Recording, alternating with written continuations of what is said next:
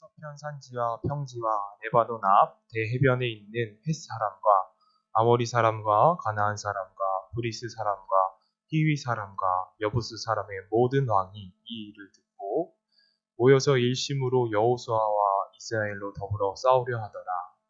기브온 거민들이 여호수아의 여리고와 아이에 행한 일을 듣고 꾀를 내어 사신의 모양을 꾸미되 헤어진 전대와 헤어지고 찢어진 기운 가죽 포도주 부대를 나귀에 싣고 그 발에는 낡아 기운 신을 신고 낡은 옷을 입고 다 마르고 곰팡이 난 떡을 예비하고 그들이 길갈 진으로 와서 여호수아에게 이르되 그와 이스라엘 사람들에게 이르되 우리는 원방에서 왔나이다. 이제 우리와 약조하사이다. 이스라엘 사람들이 히위 사람들에게 이르되 너희가 우리 중에 거하는 듯하니 우리가 어떻게 너희와 약조할 수 있으랴. 그들이 여호수아에게 이르되 우리는 당신의 종이니이다. 여호수아가 그들에게 묻되 너희는 누구며 어디서 왔느뇨. 그들이 여호수아에게 대답하되 총들은 당신의 하나님 여호와의 이름으로 인하여 심히 먼 지방에서 왔사오니 이는 우리가 그의 명성과 그의 애굽에서 행하신 모든 일을 듣고 또 그가 요단 동편에 있는 아모리 사람 두 왕 곧 헤스본 왕 시온과 아스다롯에 있는 바산 왕 옥에게 행하신 모든 일을 들었음이니이다. 그러므로 우리 장로들과 우리 나라의 모든 거민들이 우리에게 일러 가로되 너희는 여행할 양식을 손에 가지고 가서 그들을 맞아서 그들에게 이르기를 우리는 당신의 종이니 청컨대 이제 우리와 약조하사이다 하라 하였나이다. 우리의 이 떡은 우리가 당신에게로 오려고 떠나던 날에 우리들의 집에서 오히려 뜨거운 것을 양식으로 취하였더니 보소서 이제는 말랐고 곰팡이가 났으며 또 우리가 포도주를 담은 이 가죽 부대도 새 것이더니 찢어지게 되었으며 우리의 이 옷과 신도 여행이 심히 기름으로 인하여 낡아졌나이다 한지라. 우리가 그들의 양식을 취하고 어떻게 할 것을 여호와께 묻지 아니하고 여호수아가 곧 그들과 화친하여 그들을 살리리라는 언약을 맺고 회중 족장들이 그들에게 맹세하였더라. 아멘. 여호수아서 9장과 10장의 내용을 설명하기 전에 여호수아라는 성경은 어떻게 우리가 어떤 시점으로 봐야 하는지부터 먼저 나누고 시작하기를 원합니다. 여호수아는 여호수아를 드러내고 그를 위인 삼으려고 이 성경을 기록한 것은 아니고 여호수아를 통하여서 하나님께서 잃어버린 자기 백성을 구원하고 자신의 나라를 완성해가는 것을 쓰기 위해서 이 책을 우리들에게 주었는데요.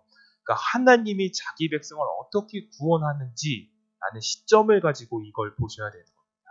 그래서 여호수아의 내용을 보면 기생 라합이 구원을 받고 기브온 거민들이 구원을 받고 하나님의 나라가 확장되어져 가는 것들을 보여지는 사건들이 나오거든요. 그러니까 여호수아를 보실 때 어떤 관점으로 본다? 바로 하나님 나라, 잃어버린 백성들이 어떻게 돌아오게 되는지를 보시면 됩니다. 그렇기 때문에 이 기브온 사건도 마찬가지로 기브온은 잃어버렸던 주님의 양, 주님의 백성으로 보시고 어떻게 하나님 품으로 돌아오는지 이렇게 봐나가시면 될 것 같습니다. 이 여호수아는 모세의 뒤를 이어서 이제 후계자로서 온 사람이지만 여호수아라는 이름의 뜻을 보면 여호와는 구원이다라는 뜻, 주님은 구원이시다라는 뜻인데요. 먼저 기억해야 될 것은 여호수아를 어떤 인물로 봐야 되냐면 바로 모세 뒤에 오는 자, 바로 율법 뒤에 올 예수 그리스도를 예표하는 인물로 보셔야 됩니다. 왜냐하면 모세와 함께 동행하던 1세대 이스라엘 사람들은 가나안 땅에 들어갔나요? 못 들어갔나요? 들어가지 못하고 다 죽임을 당하죠. 하지만 여호수아와 함께 동행한 이스라엘 2세대 사람들은 가나안 땅을 정복해가고 누리게 되어진 걸 볼 수 있습니다. 이것을 뒷받침해주는 근거로는 바로 여호수아라는 것, 히브리 말로 적혀 있는 건데 구약의 성경을 보면 구약 성경과 신약 성경이 나눠져 있죠. 구약 성경은 히브리 사람들의 말로 적혀 있어요. 그래서 히브리 말이고 신약 성경은 헬라어로 적혀져 있거든요. 헬라어. 이게 두 개의 언어로 적혀져 있는 건데 이 구약 성경의 여호수아라는 말을 신약 성경으로 헬라어로 번역을 하면 예수가 됩니다. 예수. 그러니까 여호수아의 이름 뜻, 여호와는 구원이시다라는 뜻과 예수님의 이름의 뜻도 마찬가지로 여호와는 구원이시다. 동일한 뜻이거든요. 그러니까 히브리 말을 헬라어로 바꾸면 여호수아는 예수라는 뜻이 되어진다라는 것을 기억하시면 됩니다. 그렇기 때문에 여호수아서는 이제 예수 그리스도가 잃어버린 백성들을 어떻게 찾아가는지에 대해서 알려주는 내용이다라고 생각하시면서 보시면 될 것 같아요. 이 기브온 사람들은 산 위에서 살던 사람입니다. 언덕 위에서 살던 사람이거든요. 그래서 기브온이라는 뜻이 바로 언덕 위에 있는 자들이라는 뜻이거든요. 언덕 위에 있는 자들. 근데 이 언덕이라는 건 이스라엘 문화에서는 어떤 것을 상징을 하냐면 거룩한 곳을 상징해요. 거룩한 곳. 그래서 언덕 위에다가 이스라엘 사람들은 무엇을 쌓죠? 제단을 쌓기도 하고 성전을 짓기도 하고 하나님께 예배드리기도 하는 것이 바로 이 언덕이거든요. 그러니까 이 기브온 사람들은 본래부터 구별된 자로서 하나님의 백성이 될 예정된 자라는 것을 보여주는 의미가 이름 속에 나타나 있는 거예요. 그러니까 언덕 위에 있는 자, 즉 하나님의 백성이 될 자들이라는 거죠. 그러니까 이 기브온에 대한 이야기, 여호수아서 9장과 10장에 대한 이야기는 어떻게 보시면 된다? 여호수아가 잃어버린 백성을 구원해내는데 그 이야기가 바로 이방인 기브온에 대한 이야기다. 이렇게 보시면 쉬울 것 같습니다. 이제부터 이 본문 말씀을 받아가면서 어떤 일들이 있었는지 살펴보도록 하겠습니다. 여호수아서 1장 8절까지의 내용은 아까도 말씀드렸다시피 기생 라합 이야기와 여리고성 이야기와 요단강 이야기와 아이성 이야기들로 되어져 있는데요. 이 사건들을 걸치면서 이 가나안 땅이라는 곳에 이스라엘 사람들이 굉장히 유명해졌어요. 어떻게 유명해졌느냐? 그들이 가는 곳마다 전쟁에서 승리하고 하나님께서 도우심에 모든 막는 자들은 진멸되어진다라는 소문이 퍼져 있는 거예요. 근데 이 가나안 땅이라고 생각하면 우리는 한 곳이라고 생각하지만 좀 더 이해하기 쉽게 생각한다면 이렇게 비유하면 좀 더 쉬울 것 같습니다. 이곳이 저희가 지금 거주하는 곳이 인천이죠. 인천에는 여러 개의 구와 동이 나누어져 있어요. 지금 여기 교회가 있는 위치한 곳은 효성동이죠. 그리고 바로 앞엔 작전동이고 저 옆으로는 계산동인 겁니다. 그런 것처럼 가나안 땅이라는 것은 인천으로 비유하시면 되시고 가나안 땅 중에서도 여리고 지역이 있고 아이 지역이 있고 이렇게 동 같은 지역들이 있는 거거든요. 여러 성읍들을 점령해 나가면서 그 소문이 인천 바닥에 쫙 깔린 거예요. 어떻게 소문이 퍼졌겠어요? 야, 저들과 대적하면 진멸을 당하는구나. 그 소식을 듣게 된 기브온 주민들이 꾀를 내는 겁니다. 어떤 꾀를 내죠? 저들과 화친해야겠다라는 꾀를 낸 겁니다. 근데 이렇게 성경을 문자적으로 보면 기브온을 드러낼 수 있겠지만 성경 곳곳에는 하나님의 비밀들이 숨겨져 있거든요. 먼저 기브온은 어떻게 하나님의 백성이 되어질 수 있는가를 보도록 하겠습니다. 여호수아서 11장 20절 말씀 한번 볼까요? 이 11장의 내용은 어떤 내용이냐면 이제 가나안 주민, 중앙 쪽에 가나안 중앙 쪽에 살던 여러 거민들이 이스라엘 백성들과 싸운 사건에 대해서 그려지는 건데요. 한번 보겠습니다. 그들의 마음이 강팍하게 되어 이스라엘을 대적하여 싸우러 온 것은 여호와께서 그리하게 하신 것이라.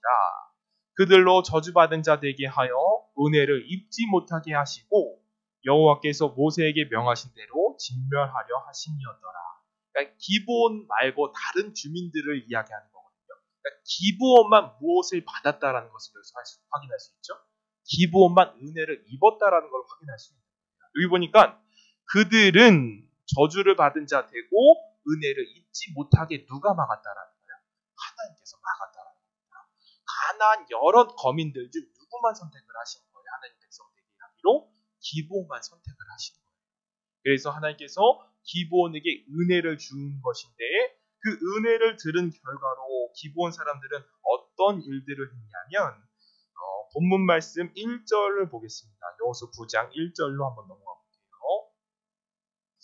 밑에 마지막 줄 한번 보시겠어요? 마지막 줄에 보면 모든 왕이 이 일을 듣고 라고 되어져 있죠. 이 일을 듣고 3절을 보겠습니다. 3절 기브온 거민들이 여호수아와 여리고 아이의 행한 일을 듣고 라고 적혀있죠. 듣고 또 9절을 보겠습니다. 9절입니다. 마지막 줄 또 한번 볼까요? 마지막 줄. 그가 애굽에서 행하신 모든 일을 들으며 라고 적혀있죠. 모든 일을 들으며. 10절도 보겠습니다. 마지막 절이 똑같이 파산한 옥에게 행하신 모든 일을 들었음이니이다 라고 했습니다. 그러니까 기브온 사람들은 하나님의 은혜를 입어서 누구의 소식을 접하게 되었는 거예요? 하나님의 소식을 접하게 되었습니다. 하나님의 은혜를 입은 자는 무엇이부터 먼저 들려지는 걸까요? 하나님 말씀이 들려지는 거예요. 하나님의 소식이 들려지는 거예요. 그리고 그들의 마음의 변화를 받아서 어떻게 하기 시작합니까? 저들과 화친해야겠다라고 마음먹은 겁니다. 그러니까 시작은 누구로부터 시작되는 거예요? 우리가 하나님을 믿는 것은 바로 하나님으로부터 시작되어짐을 볼 수가 있는 거죠. 신앙생활은 절대 우리로부터 시작되는 것이 아닙니다. 하나님께서 계획하시고 하나님이 이루어지는 것이 신앙생활인 것이 내가 스스로 무엇을 이루고 내 스스로 업적을 쌓는 것이 신앙생활이 아니죠. 그래서 여기서 뭡니까? 기브온 사람들은 무엇을 들었다? 하나님에 대한 소식을 들었다라고 성경이 기록을 하는 겁니다. 그리고 그들은 이제 화친하기를 위해서 여호수아에게 나아가는 건데요. 보겠습니다. 이 말씀 구절을 한번 하기 전에 참고 구절 몇 구절 보겠습니다. 창세기 6장 8절입니다. 노아가 방주를 만든 것도 그들의 가족이 구원을 받은 것도 성경에 적혀 있죠. 그러나 노아는 여호와께 은혜를 입었더라. 구원은 이런 것이죠. 그렇습니다. 구원은 하나님의 은혜를 입은 자들만이 구원을 받는 것입니다. 보겠습니다. 로마서 11장 5절. 그런즉 이와 같이 이제도 은혜로 택하심을 따라 남은 자가 있느니라. 그러니까 우리가 하나님의 은혜로 택함을 입은 자라고 성경이 말을 하죠. 갈라디아서 1장 15절입니다. 그러나 내 어미의 태로부터 나를 택정하시고 은혜로 나를 부르시니까. 하나님의 은혜로 부르신 이들이 바로 저희인 거죠. 그래서 우리는 이렇게 모여서 하나님을 알아가고 예배하고 하는 것입니다. 이 기브온 사람들이 화친을 하기 위해서 이제 물건을 준비하게 되어진대요. 선물을 준비하게 되어진대요. 이 선물이 아주 비천한 것을 준비하는 것을 볼 수 있습니다. 화친이라고 한다면 화평을 이루고자 한다면 우리는 좋은 선물을 준비해야 될 텐데 기브온 사람들이 준비한 것은 바로 두 가지 음식이었거든요. 첫 번째, 곰팡이 난 떡. 그리고 두 번째, 오래된 포도주를 준비하는 겁니다. 여기에는 비밀이 숨겨져 있어요. 비밀이. 어떤 비밀이 숨겨져 있냐면 이 비밀을 풀어가기 전에 무엇을 기억을 해야 된다? 여호수아는 누구를 예표하는 인물로 봐야 된다라고 이야기를 했죠. 예수를 예표하는 인물이다라고 봐야 된다고 먼저 이야기했습니다. 그러니까 여호수아가 받은 물건이라고 생각합니다. 예수가 받은 물건. 첫 번째, 곰팡이 난 떡에 대해서 같이 나눠보자 하는데요. 성경 속에 보면 곰팡이는 부정한 것이에요. 왜 곰팡이는 부정한 것이냐면 곰팡이가 어디에 피죠? 곰팡이가 어디에 피나요? 오래된 것, 뭐 할 수 있겠죠. 단연적으로 확인할 수 있는 곰팡이는 어두운 곳에 핍니다.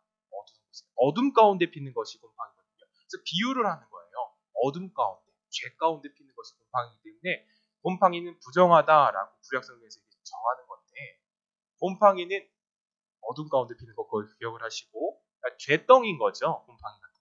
그러니까 죄를 가진 음식을 가지고 여호수아에게 건네주는 것이고 두 번째, 오래된 포도주를 여호수아에게 주죠. 이 오래된 포도주를 해석하려면 무엇을 알아야 될까요? 바로 성경 구절 한 구절을 볼 텐데요. 요한복음 19장 30절과 마태복음 9장 17절을 보실 텐데 먼저 요한복음부터 보겠습니다. 예수께서 신 포도주를 받은 후 가라사대 다 이루었다 하시고 머리를 숙이시고 영원히 돌아가시니라. 여기서 보니까 예수님께서 마지막 십자가에 달려 돌아가실 때 어떤 포도주를 받으시죠? 신 포도주. 왜 신 포도주라고 성경을 기록할까요? 신 포도주라는 것은 오래된 포도주라는 거예요. 오래된 포도주. 묵혀두었던 포도주라는 거거든요. 그러니까 예수님이 오래된 포도주를 마시고 죽으신 이유가 있어요. 이 오래된 포도주는 무엇을 상징하기 때문일까요? 바로 이스라엘이 과거서부터 묵혀왔던 율법을 상징을 하는 겁니다. 그래서 예수님께서 이 신포도주를 마신 후에 뭐라고 말씀하시고 죽으시는 거예요? 다 이루었다라고 말하잖아요. 그것은 무엇을 다 이루었다라는 겁니까? 바로 율법을 다 이루었다라는 겁니다. 내가 감당해야 될 그 율법을 예수님께서 나 대신 다 이루었다라는 것인데, 그러니까 여기서 신포도주, 오래된 포도주는 바로 율법을 상징한다라는 것을 기억을 합시다. 한 구절 더 볼까요? 마태복음 9장 17절입니다. 새 포도주를 낡은 가죽 부대에 넣지 아니하나니 그렇게 하면 부대가 터져 포도주도 쏟아지고 부대도 버리게 됩니다. 새 포도주는 새 부대에 넣어야 둘 다 보존됩니다. 이 문구는 뭐죠? 이젠 율법의 시대는 갔고 새로운 복음의 시대가 열렸다. 그러니 새로운 것을 받아들여라 라고 하는 그런 메시지죠. 그렇다면 다시 본론으로 넘어와서 이것을 적용을 해봅시다. 오래된 빵, 곰팡이 묵은 빵은 무엇으로 비교할 수 있어요? 죄입니다. 죄. 그렇다면 오래된 포도주는 무엇으로 비유할 수 있죠? 율법입니다. 봅시다. 예수님께서는 우리를 대신하여서 무엇을 받으시는 거예요? 죄와 율법을 받으시는 거예요. 누구를 품기 위해서? 잃어버린 기브온이라는 이방 백성을 품기 위해서 두 가지 선물을 받으시는 거예요. 그렇잖아요. 우리가 아무리 하나 예수님 앞에 무엇을 드린다 하여도 그것이 어떻게 그 귀중한 것이 되겠습니까? 우린 여지껏 예수님 앞에 드린 것 두 가지밖에 없어요. 죄밖에 안 드렸고 율법밖에 안 드렸어요. 그렇죠? 이런 것처럼 기부온 사람들이 여호수아에게 두 가지를 선물을 하는 거예요. 첫 번째, 오래된 포도주. 두 번째, 곰팡이 핀 빵.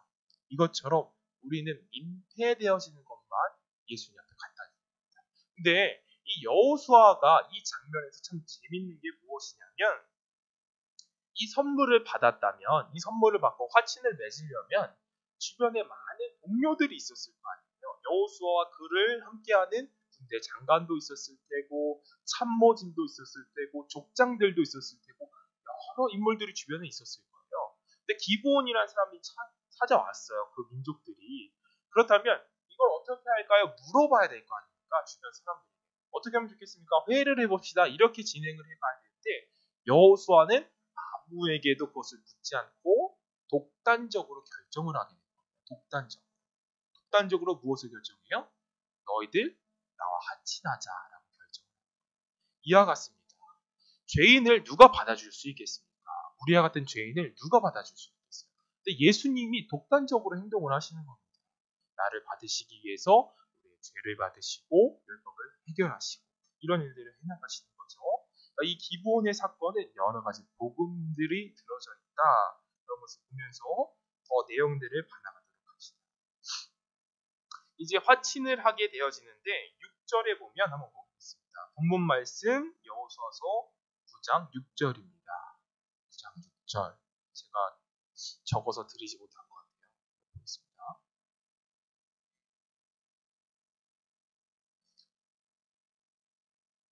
10장 6절이에요. 10장 6절 한번 쳐봐 주시겠어요? 10장 6절. 여호수아서 10장 6절입니다.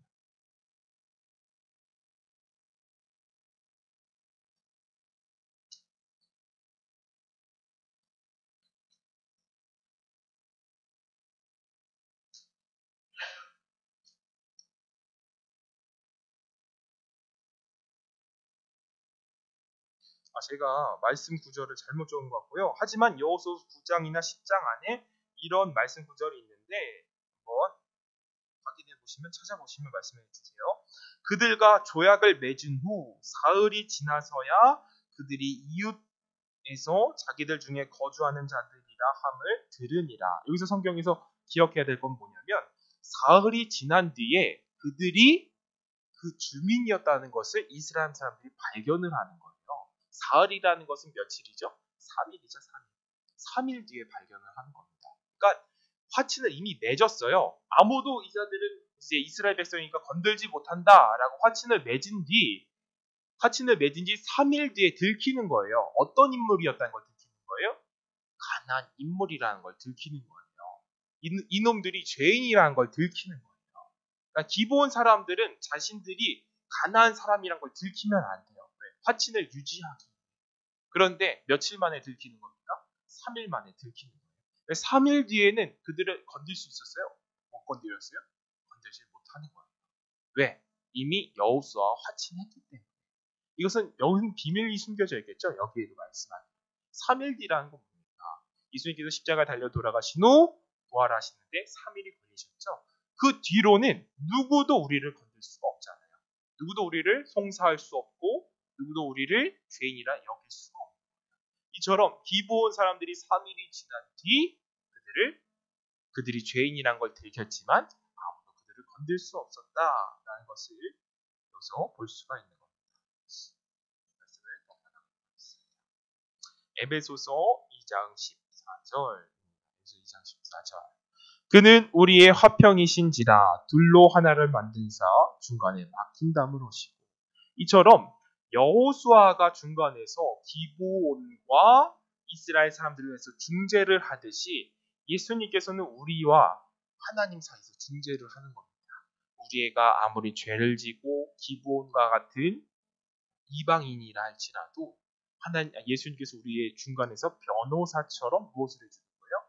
이들은 저와 화친했습니다. 이들의 죄는 제가 감당했습니다. 이들의 율법은 제가 해결했습니다. 이렇게 중간에서 화친을 하니 우리는 어떻게 되는 거죠? 하나님의 백성으로 도장이 찍혀 있다는 것을 알 수 있죠. 로마서 8장 34절입니다. 누가 정죄하리요? 죽으실 뿐만 아니라 다시 살아나신 이는 그리스도 예수시니 그는 하나님 우편에 계신 자요 우리를 위하여 간구하시는 자시니라. 35절입니다. 누가 우리를 그리스도의 사랑에서 끊으리요? 환난이나 곤고나 핍박이나 기근이나 적신이나 위험이나 칼이냐. 이처럼 예수님께서 우리에게 중재하시고 우리를 붙잡으시니 우리는 기브온 사람들처럼 하나님의 백성이 되어졌고 하나님의 나라를 위해서 살아가는 자 되어졌다. 기브온은 이 이후에 어떤 삶을 살아가게 되냐면 여호수아서 9장 19절부터 21절을 보겠습니다. 본문 말씀이죠. 모든 족장이 온 회중에게 이르되 우리가 이스라엘 하나님 여호와로 그들에게 맹세하였은즉 이제 그들을 건드리지 못하리라. 다음 절입니다. 20절 볼까요? 20절에서부터 21절이니까 20절 보겠습니다. 우리가 그들에게 맹세한 맹약을 인하여 진노가 우리에게 임할까 하노니 이렇게 행하면 그들을 살리리라 하고 무리에게 이르되 그들을 살리라 하니 족장들이 그들에게 이른 대로 그들이 온 회중을 위하여 나무를 패며 물 깃는 자가 되었더라. 26절과 27절입니다. 여호수아가 곧 그대로 그들에게 행하여 그들을 이스라엘 자손 손에서 건져서 죽이지 못하게 하니라. 그날에 여호수아가 그들로 여호와의 택하신 곳에서 회중을 위하여 여호와의 단을 위하여 나무를 패며 물 깃는 자를 삼았더니 오늘날까지 이르니라. 그러니까 이방인이었던 기브온 사람들이 이제는 여호수아와 화친을 하고 그들의 인생이 바뀌게 되어지는 거죠. 어떻게 바뀌게 되어져? 어떤 일을 하는 자로 바뀌는 거죠? 여호와의 단을 위하여 나무를 패고 물 깃는 자를 삼았다라. 여호와의 단은 어떤 것을 말할까요? 번제단을 말하는 거거든요. 번제단을 만들기 위해서는 나무들이 필요할 거 아니에요. 그 나무들을 길러오고 또 물 깃는 자. 물은 성전에서 왜 필요할까요? 동물을 죽이고 죄를 씻기 위해서 물들이 많이 필요했습니다. 그러니까 그 물 깃는 자가 된 거거든요. 그러니까 이들의 인생이 죄인에서 어떤 인생으로 바뀌는 거예요? 죄를 씻어주는 도구의 역할로 바뀌는 거예요. 이처럼 우리도 마찬가지인 겁니다. 우리도 과거에는 죄인이었고 하나님께서 멀어진 자였지만 예수님께서 나를 불러주심에 우리도 여호와의 단을 위하여 나무를 패서 제단을 쌓는 거죠. 제단 어떻게 쌓아요? 우리가 제단을 쌓는 일이 무엇입니까? 바로 하나님의 죄 사함에 대한 복음을 전하는 것이 제단을 쌓는 거면서 물을 길러오는 겁니다. 물은 무엇이에요? 죄 씻어주는 거잖아요. 물도. 그런 것처럼 죄 사함에 대한 복음을 전하는 게 물 길러오는 거죠. 이처럼 기브온 사람들은 죄인이고 죽을 자들이었지만 이제 죄 사함에 대해서 전하고 나누는 자로 바뀌는 삶이 되어졌다라고 기브온에 대한 이야기를 합니다. 여기서 기브온의 이야기는 끝나지 않아요. 이제 여호수아서 10장에 들어가서는 기브온이 그들의 삶을 살아가는 도중에 여러 가나안 사람들의 미움을 받게 됩니다. 가나안 땅이라는 땅이 굉장히 큰 땅이거든요. 생각보다 큰 땅이에요. 여러 민족과 거민들이 살아가던 땅인데 저놈들 봐라, 우리랑 같이 한패였는데 이제 이스라엘 사람에게 붙었네 하고 여러 거민들, 왕들이 모여서 시기하고 배신한 기브온 사람들을 죽이고자 회의를 하는 겁니다. 그것이 이제 여호수아서 10장의 이야기인데요. 한번 말씀을 보도록 할까요? 여호수아 10장 1절서부터 2절.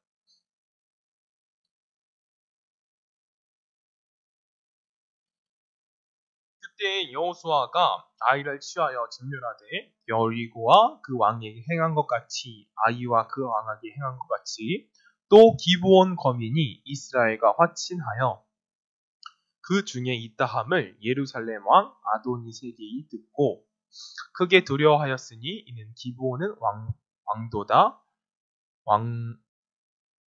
왕도와 같은 큰 성이며 아이보다 크고 그 사람들은 다 강함이라.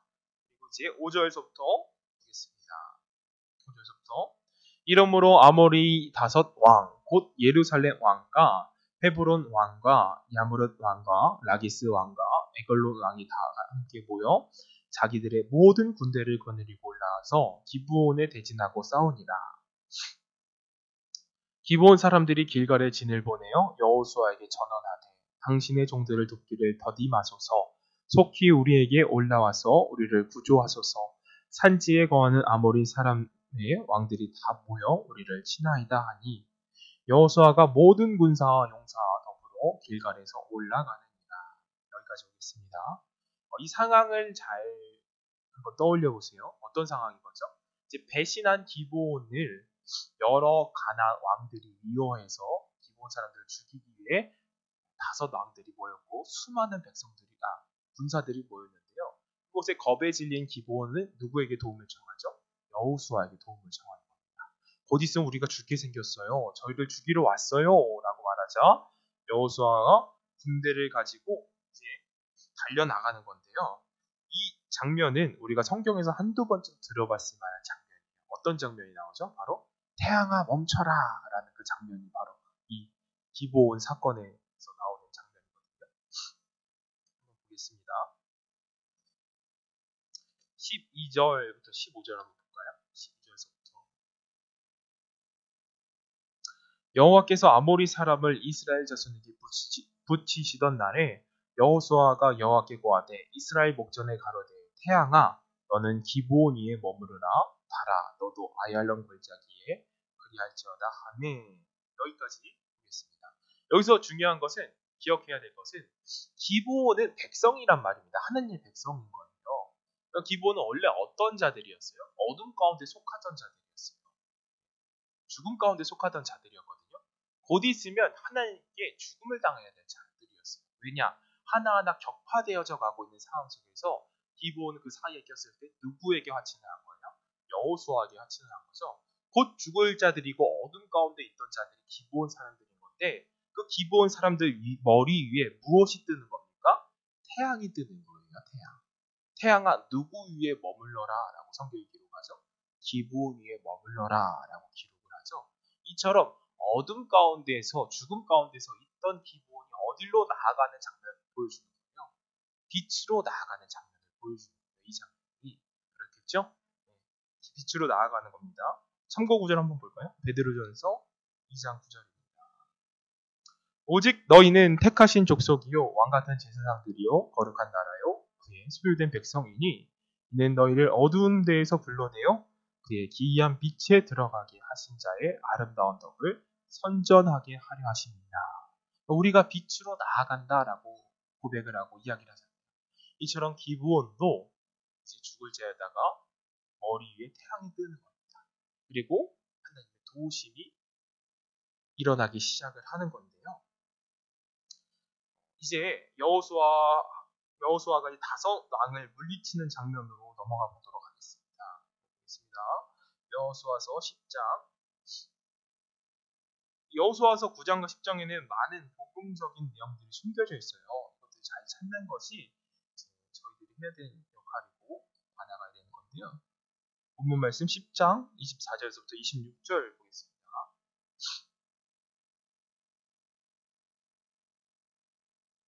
그 왕들을 여호수아에게로 끌어내매 여호수아가 이스라엘 모든 사람을 부르고 자기의 함께 갔던 군장들에게 이르되 가까이 와서 그 왕들의 목을 발로 밟으라.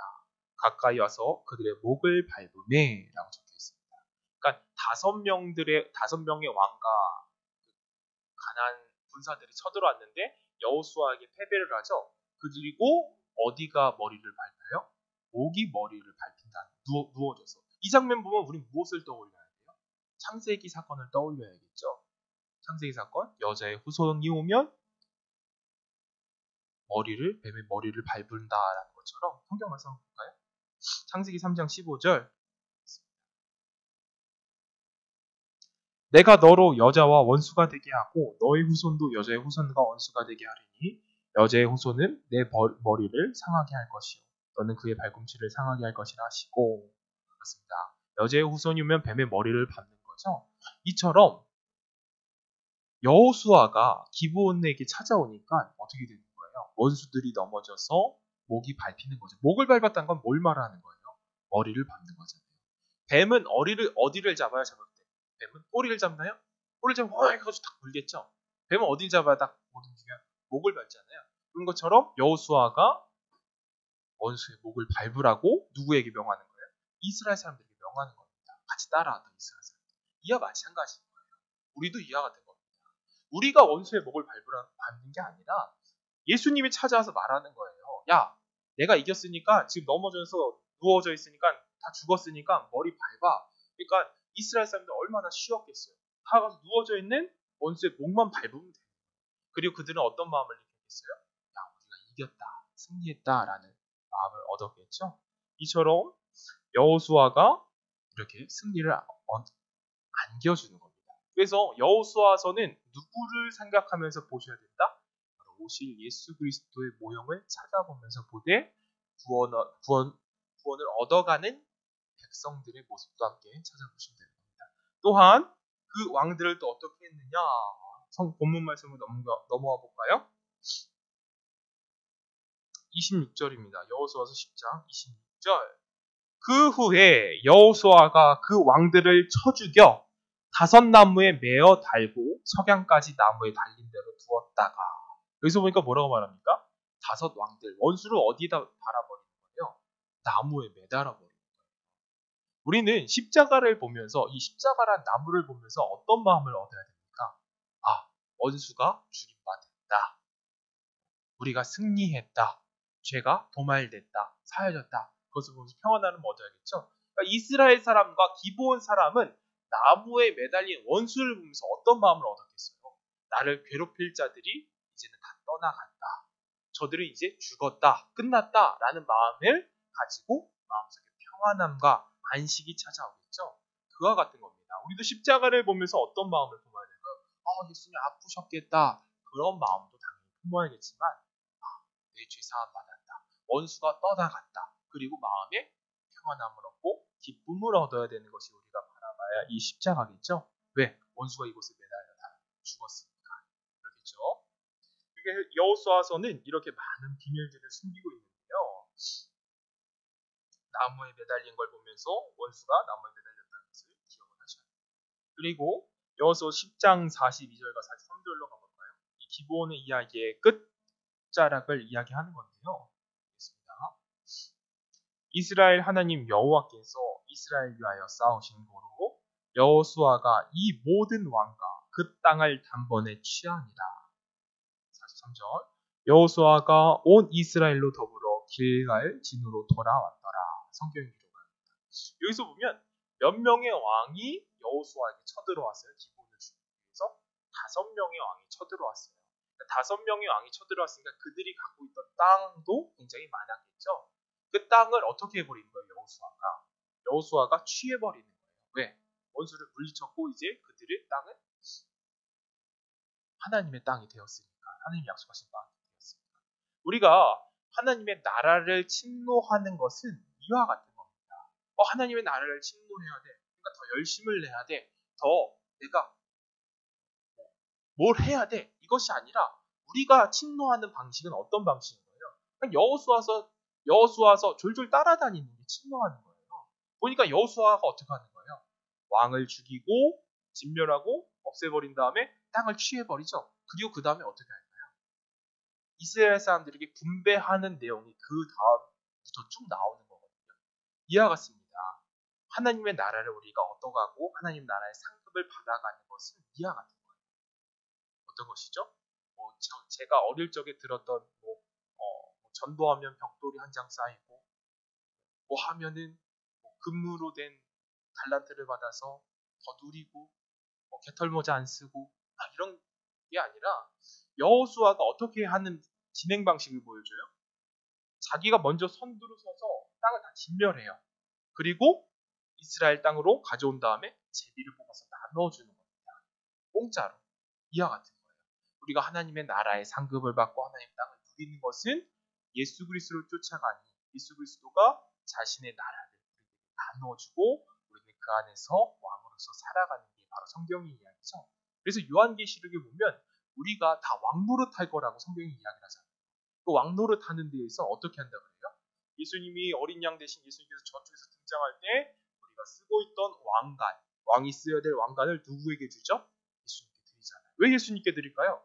내 공로로 얻었으면 예수님께 드려요? 안 드리죠. 내가 이거 전도 100명에서 받은 왕관인데 어떻게 드려? 이게 아까워할 텐데 내 공로가 없으니까 예수님께 드리는 거잖아요. 예수님이 다 하셨습니다. 이와 같은 겁니다. 가나안 땅을 정복해가는 것, 바로 하나님 나라를 침노해가는 것, 여호수아를 따라가다 보면 이미 우리는 원수들의 머리를 밟고 하나님 나라를 받아서 누리는 것이 우리가 해야 될 일인 거죠.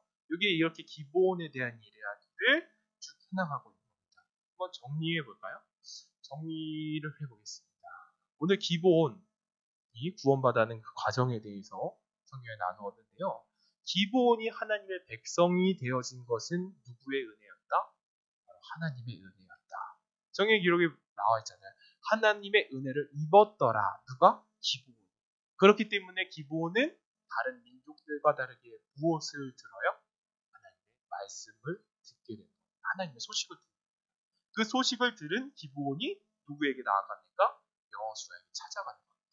이처럼 우리는 말씀을 들어서 예수 그리스도께 나아가는 거죠. 예수 그리스도께 나아가는데 우리가 드릴 것은 무엇밖에 없습니까? 우리의 공로였나요? 그들이 가져갔던 물건들이 아니었죠. 죄와 율법밖에 없고.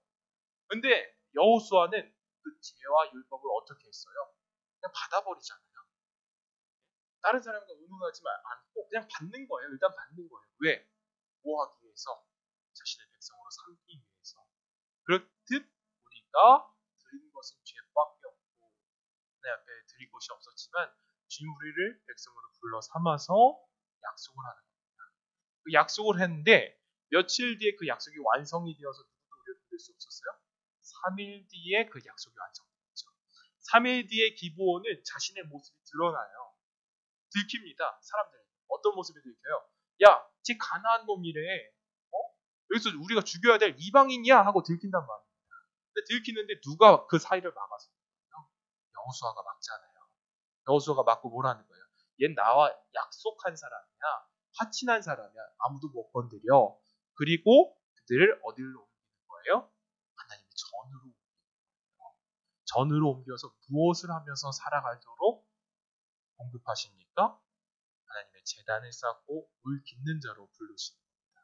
이처럼 우리가 하나님의 제단으로 나와서 복음을 전하고 죄사함에 대해서 나누는 자가 되었죠.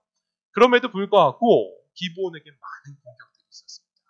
우리도 마찬가지예요. 우리들이 성도에게도 많은 공격을 받아요. 어떤 공격을 받을까요? 사단과 괴계들의 공격을 받겠죠. 왜 받을까요? 너 죄인이야. 우리랑 같이 살던 놈이야 하고 쫓아온단 말입니다. 가나안 땅 사람들이 왜 쫓아왔어요?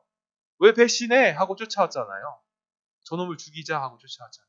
그때 누가 막아서는 겁니까? 여호수아가 막아서는 겁니다. 그리고 기브온 머리로 무엇을 띄워주는 겁니까? 태양을 띄워주는 겁니다. 우리가 빛으로 나아갈 수 있도록 하나님 앞에 나아갈 수 있도록. 그래서 기브온이 뜻이 무엇이었다? 언덕 위에 있는 자, 거룩한 곳에 서 있는 자. 원래는 이방인이었던 그가 원래는 죽어야 될 기브온이 어디에 쓰는 거예요? 언덕 위에 서버리는 거예요. 기본 뜻이 언덕 위에 쓴 자잖아요. 그렇듯 우리가 빛으로 나아가는. 언덕은 누굴 만날 수 있는 곳이에요? 하나님 만날 수 있는 곳이잖아요. 구약 성경에 그래서 언덕 위에 무엇을 짓습니까? 제단을 쌓고 성전을 짓고 하잖아요. 이처럼 우리가 하나님께 나아가게 되었습니다. 그리고 여호수아가 앞장서서 어떻게 합니까? 여호수아가 앞장서서 사단의 머리를 밟죠. 머리를 밟고 와서 우리들에게 뭐라고 말합니까? 야, 일로 와. 너도 밟아. 라고 하죠. 그래서 이스라엘 사람들이 왕들의 머리를 밟죠. 우리도 마찬가지로 예수 그리스도를 쫓아가서 우리 한거 없이 여호수아가 다 승리한 곳에 발을 밟습니다. 우리 발을 밟고 여호수아가 그 뒤에 어떻게 해요? 땅을 나눠주죠. 야, 이제 우리 땅 됐으니까 너는 받아. 그것이 어떤 것입니까? 비유적으로 천국입니다. 천국. 우리가 하나님 땅에 들어가고 천국을 누리는 것은 누구의 덕이다? 여호수아의 덕이다. 공로다. 예수 그리스도의 공로다. 함을 발견할 수 있었습니다. 기도하겠습니다.